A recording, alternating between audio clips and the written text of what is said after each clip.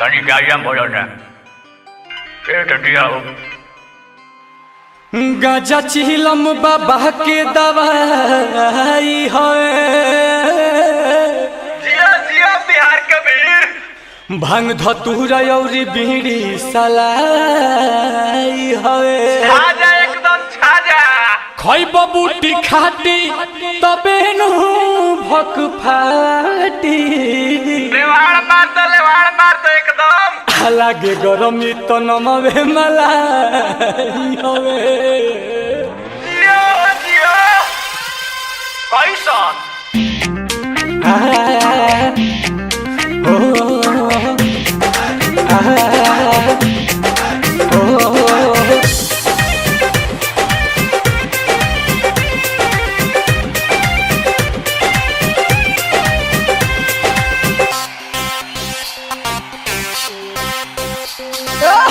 देवो घर दूर बहा ना जाइल जरूर बहा जान लो काबू पे देवो घर दूर बहा जाइल जरूर बहा शिवाजी पजलवा जो चढ़ जाई हो शिवाजी पजलवा जो चढ़ जाई हो ऐसे उठई बहुत जदी कहां हाय हाय हाय हाय ऐसे उठई बहुत जदी कहां देही के पावर बढ़ जाई हो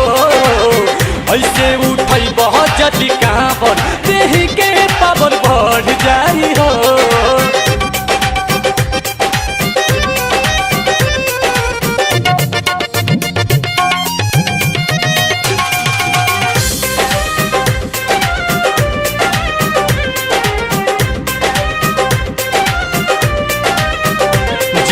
सावन में देव घर जाएला हो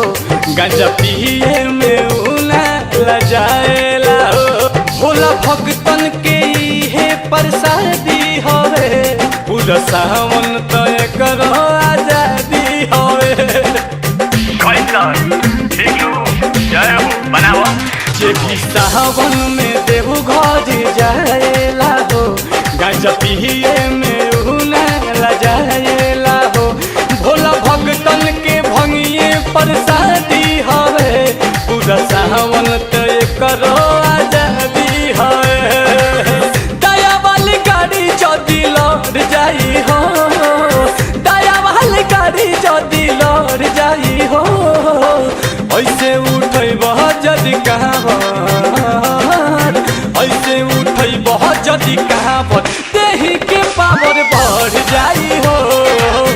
ऐसे उठई बहुत जदी कहां देही के पावर बढ़ जाई हो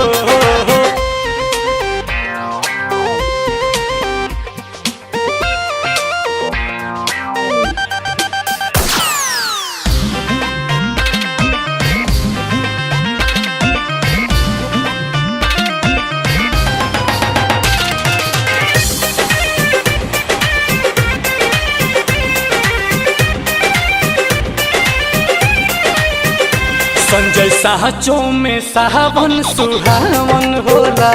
वही जे शिव जी के रोजे दूध नहावन होला नीलकमल विधाता के गुण गावेले देव घर के नजारा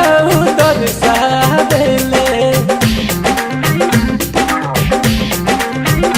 राजेश साहचो में सावन सुहावन होला वही जे शिव जी के रोज दूध नहावन होला नीलकमल विधाता के गुण गावेले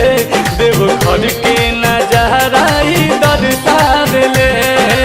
भोला जी के नजरी जो गड़ जाई हो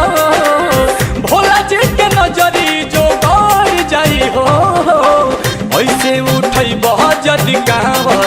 हाय हाय हाय ऐसे उठई बहुत जदी कहां देही के पावर बढ़ जाई हो ऐसे उठई बहुत जदी कहां देही के पावर बढ़ जाई हो